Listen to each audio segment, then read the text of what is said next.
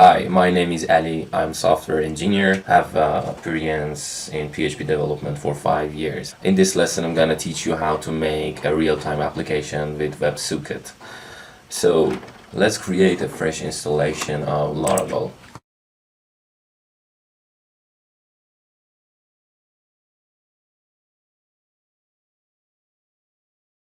So as you can see, our Laravel installation is completed, and now we should go to check the Laravel website for the documentation of Laravel WebSocket and implement this in this section. So let's go to Laravel website and going to click on the documentation section, and let's see broadcasting, and going to this section and open source alternative. Actually, we are going to use a pusher replacement package. It's based on the pusher protocol channels, but it's self-hosted and it's not necessary to pay anything. So let's go to this package, Laravel WebSocket. This is a GitHub page, and you should go to the documentation section about that. And let's go to the installation section. So there is a command you should do required in your package. So as you can see, we are hitting an error. It's because of Laravel 8, and I had some research. You should actually remove the composer log file, but older version is fine and it's working. You could use this package from Laravel 5.5, I think. So it's not necessary to do it in older version. So let's go and delete our composer log file. Well, as you can see, we are in our new Laravel installation. Let's go and delete this composer log file. Let's start requiring package from here. As you can see, our installation is completed. Let's go to documentation and check what is necessary to do. This road is actually using for a statistic dashboard, and right now it's not necessary to do that. I'm just going to show you how you can use this package. But if you're interested, you could do it also, but it's optional and it's not necessary. So let's publish this configuration file. And as you can see, it's completed, and going to this section, this is a default configuration. You could change it. I mean, these are related about the pusher app ID. I mean, these configuration could be fake. It's not necessary to be a realistic one. So let's go to a pusher replacement section in the basic usage. It's also needed you that require this package too. Installation is completed. Let's go to check documentation. The broadcast driver should be changed to pusher. Right now is a log. We would do it later. Right now is on log. Broadcast driver is a log. I'm gonna show you what is log and what is the usage and how is broadcasted. So let it be for later. In this broadcasting.php file, you should also need add this configuration.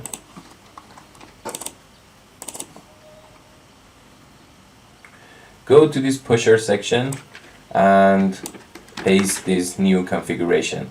Let's go to the env file and add some data. I'm gonna put app ID as my ID. So pusher app key is also be my key, something like that, and my secret also. So that's enough. And so let's go to the web.php file. In this file, we are gonna create two rows. The first row would receive notification. It's just for testing, to send a message to the client for broadcasting. I mean, technically it would fire an event with a message. And the second row is just for rendering view to receive notification. So the first one is row get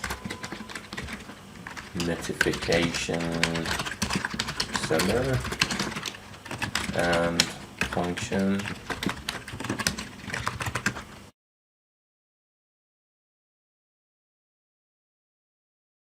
we would get our notification with message query string and put it into the keyword variable and we should fire up an event here.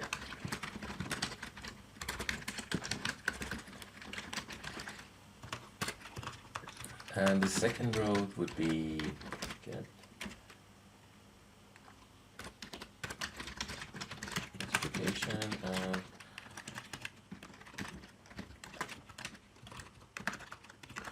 let's return a view, and this view name is notification.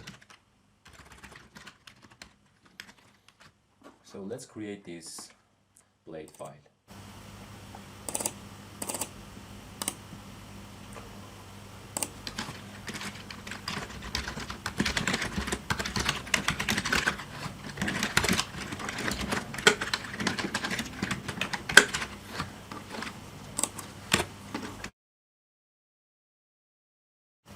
We would add a script tag in here later.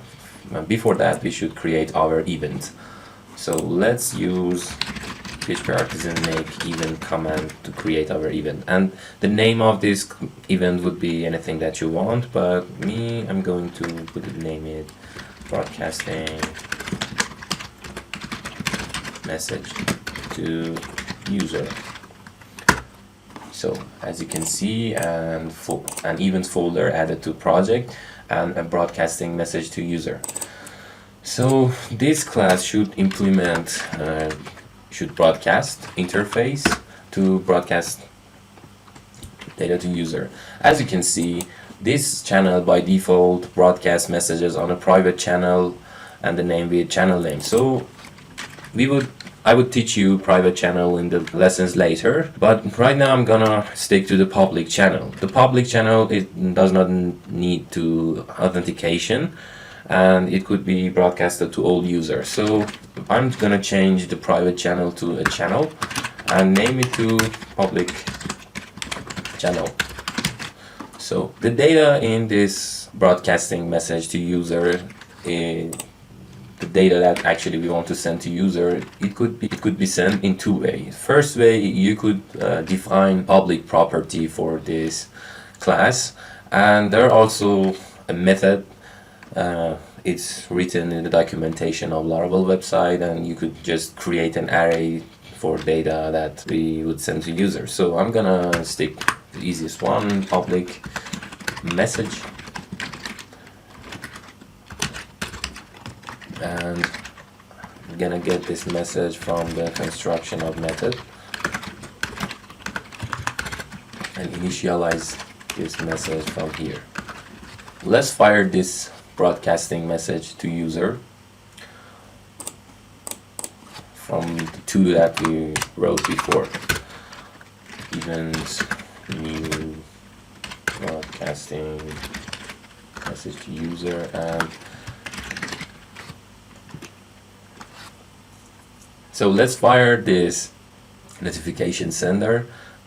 Call this route from browser and check what's happened. First of all, we should serve our project.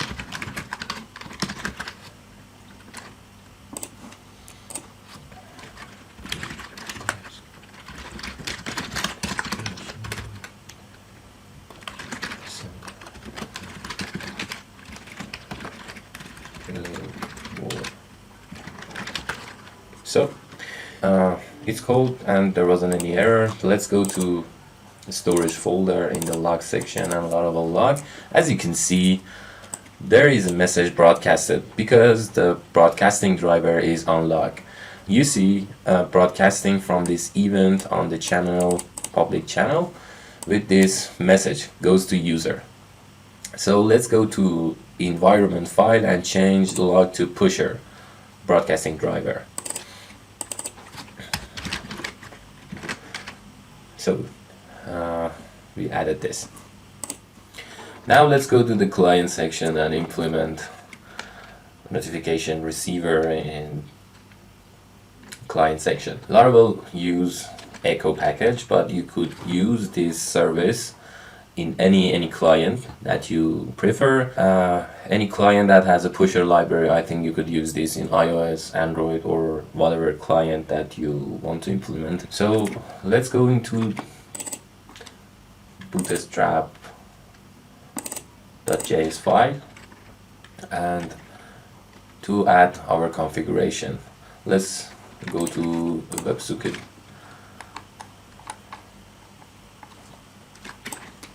documentation and copy this configuration.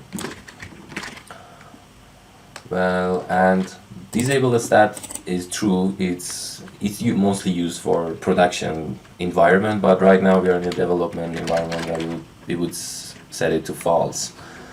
And our key is my key. We add it in here. Let's use npm to install node packages. So it's already done, and we should go to documentation to also install these packages. As you can see, it's installed, and let's build.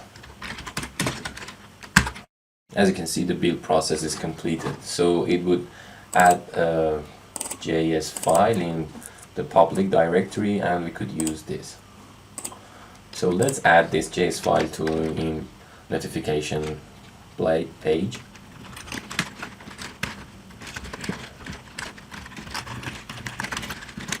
In this second script tag, we should subscribe on the channels. On the second script tag, we should subscribe on the channels that we want to listen to it. So we will use Echo channel. Channel is public channel. As you can see in this log, we could also copy paste it. And listen to this event. The event name is this. Actually, it's the namespace of this event. So do not forget to add second backslash for that. Also, there is a way that you can override this event to get much easier, but right now it's not necessary. You could use a broadcast as method in this. We will test it in later, but right now is enough. And a tricky note: do not forget to put the dot at the beginning. It's so much important. So, and for the second parameter, we would also pass for e. So let's see what is inside of E. That is great. So let's run our WebSocket server.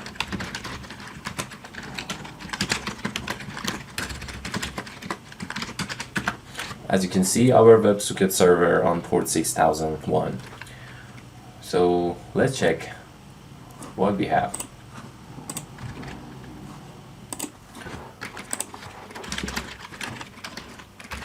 We're gonna call the second row, and let's add some data in the body to see if we are in the right page or not.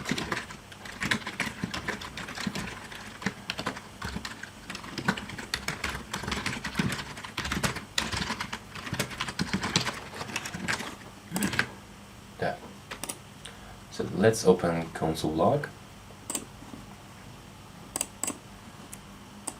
Check everything works fine. Let's refresh this page, and as you can see, there is a WebSocket connection in here, and go to the responses, and as you can see, subscription is succeeded to the public channel. Let's send an event.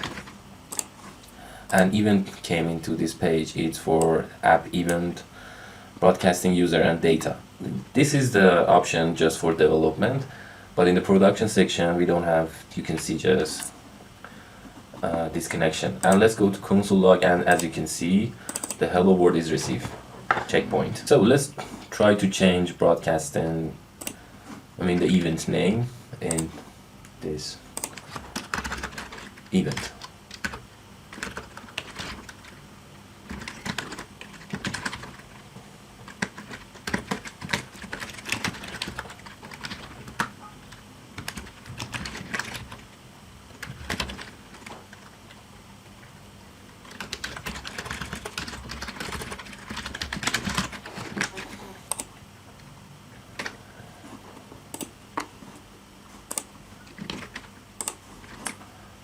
go to the network section and check what we have. And you can see the notification event name is changed.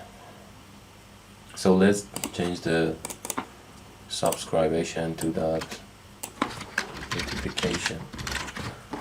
Do not forget this dot.